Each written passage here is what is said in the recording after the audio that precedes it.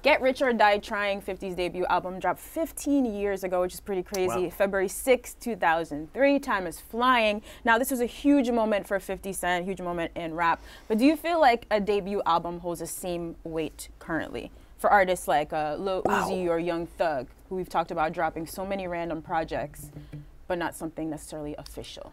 Well, maybe not for Uzi or Young Thug, but I still think the debut album is pretty important.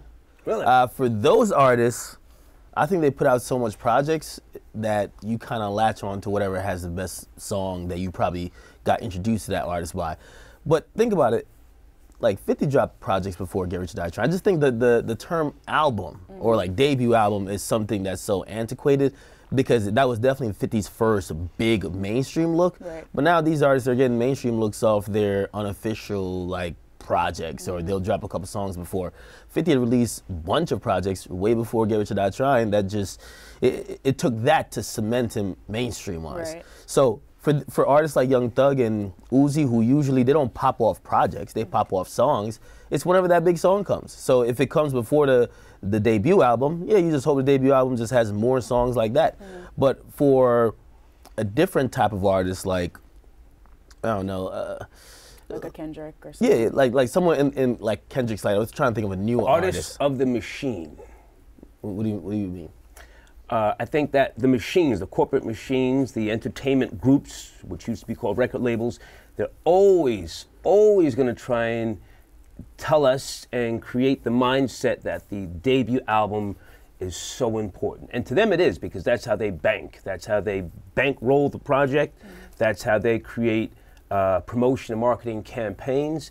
Even if everybody else in the peanut gallery is doing something different, the label is always going to say, we have to put everything we've got into this right here so we can sell you, because in reality they are selling you. They're selling you. So that's my opinion. They're always going to try to make it seem that this is one of the most important things. And that's also how it rolls into the to the award ceremonies as well. Yeah, I agree. With 50, as opposed to like other rappers too. Now, I think when we're getting, 50 had most of these songs. Like when I heard most of these songs, I heard them for the first time on Get Rich or Die Trying, but most of these songs were out. Right. So it was years of him building that project. Nowadays, like niggas is getting signed because they got 3 hot songs and they got 5 songs on SoundCloud in total.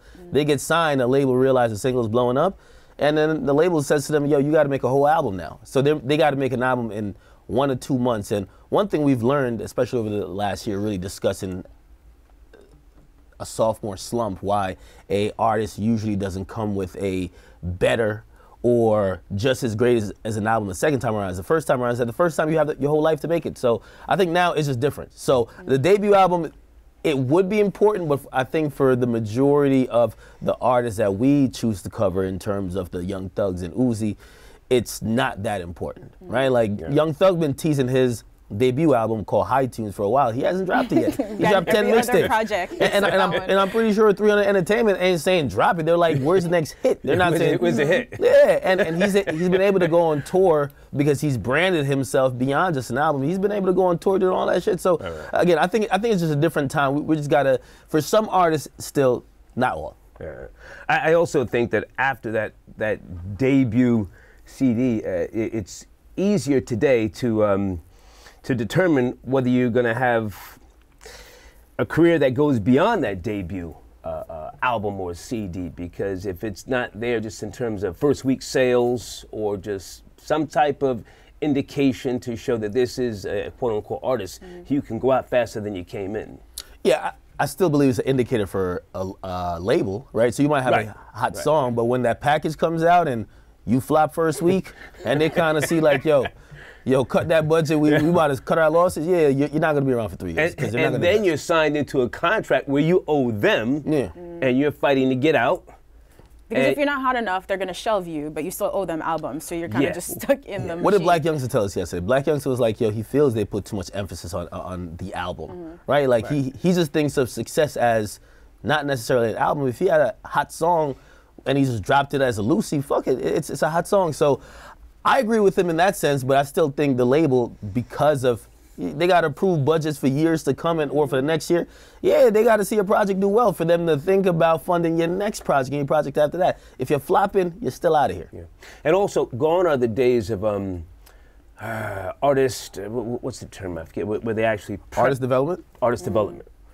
Those days are gone. So now the machine really is not as compassionate as it used to be.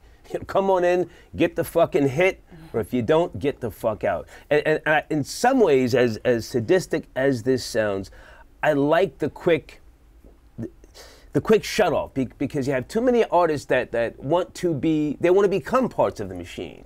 They want to get down. They want to sign the deal. So I think it's a nice way to show them just, from a business standpoint that this is just business. We're not here to be your fucking friend, your buddy, or your pal. One thing I'll say in regards to Get Rich or Die Tryin', if you go down that track list, at least for me, every song is a fucking classic. Right. And I mean, part of being a classic is standing the test of time, but these songs are iconic. I don't think that same emphasis is placed on albums or projects now. Remember, one of my big concerns or complaints nowadays is that people are just throwing it out there. They're not really doing the quality control in terms of... 25 tracks and you're gonna skip like 15. Yeah, just because they got 5 hot ones on there, right? Like, if you go down and Get Rich or Die Tryin', that's what made it last so much. I mean, I play most of the cuts that were never singles more than I play like the main, like In the Club or even Many Men or something like that.